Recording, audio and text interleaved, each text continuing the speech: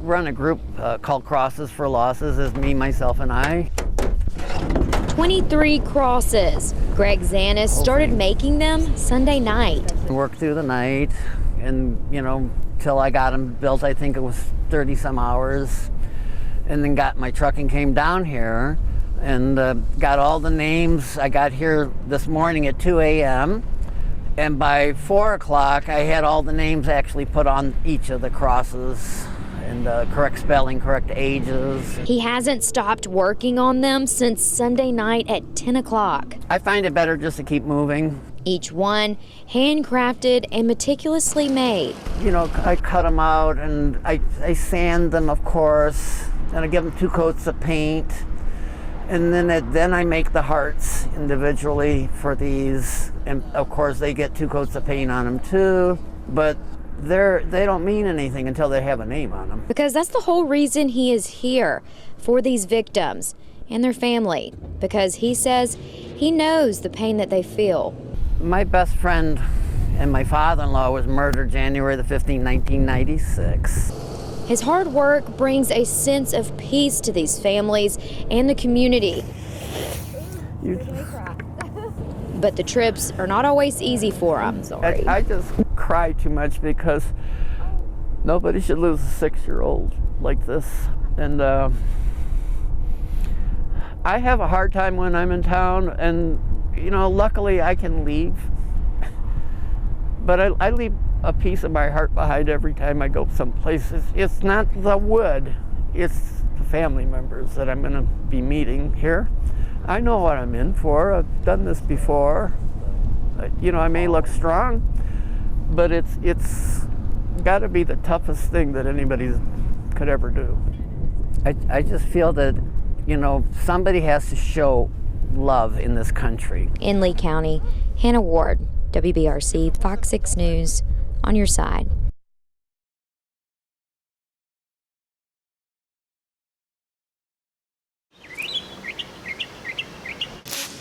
What's 4 plus 4? Today, one of our programs that we're hosting is called Crown Me. Most students who are reluctant readers or non-proficient readers already have a negative connotation when it comes to reading. He looks that first. They've either been laughed at or felt belittled because of the fact that they cannot read. Princely Road.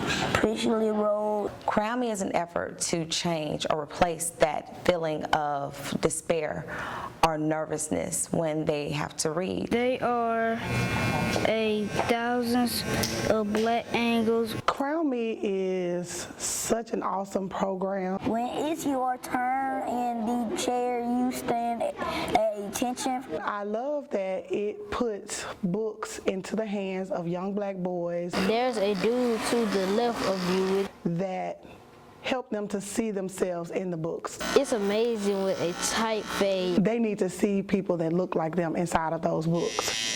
All of us, when we get our haircuts, our hair done, we feel positive about ourselves. I'm thankful that these barbers have become a part of our village of ICME and investing in our children. It's a long eye. Some of these kids come in and they're happy to see us. Rhymes with night. Tight.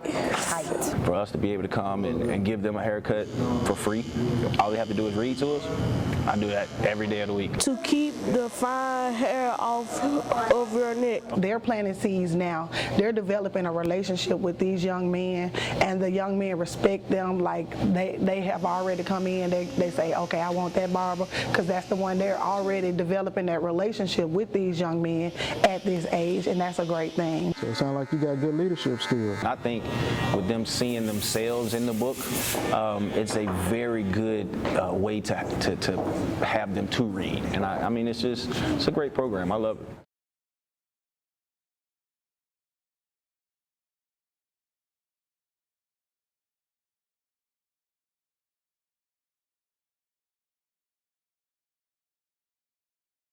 Wish I could get it up there high. My staff and I made these bows. We've been making them all week to raise awareness about Camille, and today we made more, sadly, to honor Camille and her family, Cupcake and her family. We just wanted to honor Camille, and we knew that her favorite color was purple, So we made the purple bows to splash the trees and color it with purple in remembrance of Cupcake. When I heard the news last night, I just cried. I just fell to my knees and cried. It was the worst possible outcome that any of us could have hoped for, and I felt my city crying with me. I felt everybody crying, all of us. It's not what we wanted, and it was the worst possible outcome. This has been a tough one, just like the mayor said last night, and it's been tough for our community.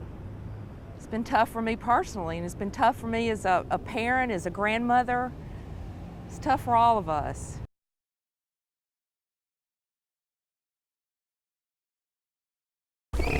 When Katie came in Monday morning and said, I have an idea, I was like, okay, let's hear it. And when she came up with the Birmingham Strong, that is just bringing people together. My husband and father-in-law and brother-in-law are all officers, and Sunday I woke up and had a bunch of missed phone calls and text messages asking me if Jacob was okay. Luckily he was, but my heart just broke for the family, and on the way to work Monday, I was just thinking about a way that we could help them, no matter how small the way that my family I know would help me. One thing I added for sure was the employee number of the fallen officer, which is Sergeant Carter, and I knew one of his colors was red, so that's why I wanted the employee numbers done in red. Makes me proud that people have thought about this and businesses have come up with this and this idea that it will help support the family, not only now, but it brings awareness to the dangers that our officer faces every day. I think Birmingham Strong just kind of says it all. So I'm real proud of the shirts. I'm real proud of the idea that Katie came up with.